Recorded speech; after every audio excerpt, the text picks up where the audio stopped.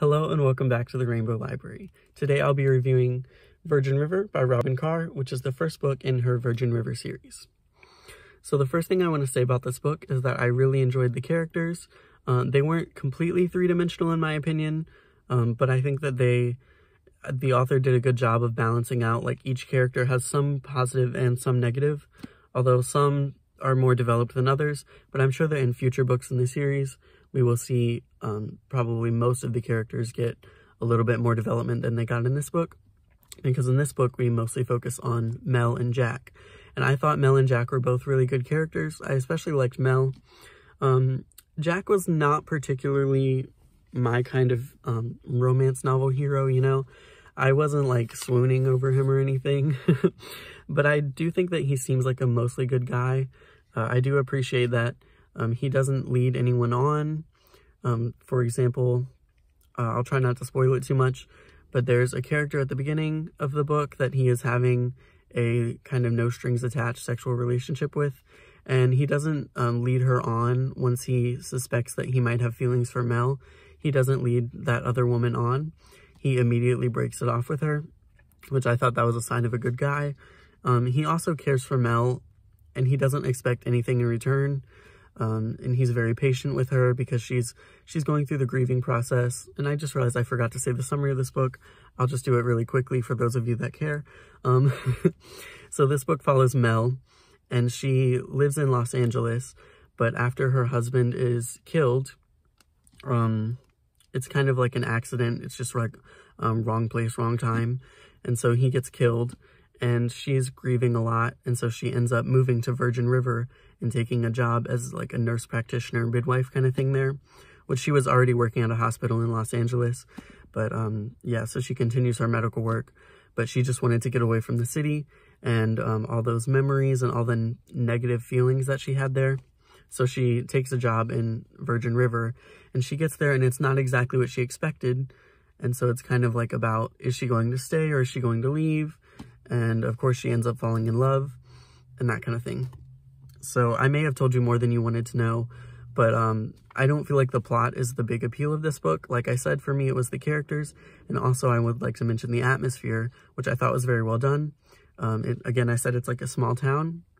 And so I really liked the atmosphere of Virgin River. I thought the author did a great job with crafting that atmosphere and making it feel very much like a cozy small town, you know, like kind of out in nature, out in the middle of nowhere, that kind of thing. So now I have to get to some of the negatives. So I will start by saying that this book was surprisingly progressive at some points, but the negative side of that is that it was very old-fashioned at other points. And this came out in 2007, so I understand that we have come a long way since then in terms of a lot of things, but it was just surprisingly outdated, especially in comparison to some of those very progressive passages. So that is something that I probably would have liked to know, would have liked to have known before I started the book, although it didn't really bother me that much, but it was just that sometimes I would read a passage and think like, gosh, that is not a great way to look at that. And then now we have two things that are even more negative than that, in my opinion. So I thought that things fell into place way too easily, especially with Melinda's grieving process. I just didn't really like the way that that was handled in the last like 30 or 40% of the book. I would have liked it to be a lot more slow and a lot more gradual. And then the last thing is, in the last like 40 or 50 pages, there was this random suspense plot that was thrown in there, and it did not match the tone of the book at all for me. And frankly, I wasn't even interested. I ended up skimming that part because, I mean, I kind of already knew that everything was going to be okay. And I just didn't really care about the like random suspense plot that was just shoehorned in there for some reason. And so that was really disappointing to me because I ended up not liking the ending at all because of that. Because like I said, it takes up the last 40 or 50 pages and there's not really much else that happens during that time. So I ended up just skimming it, and that was really disappointing to me.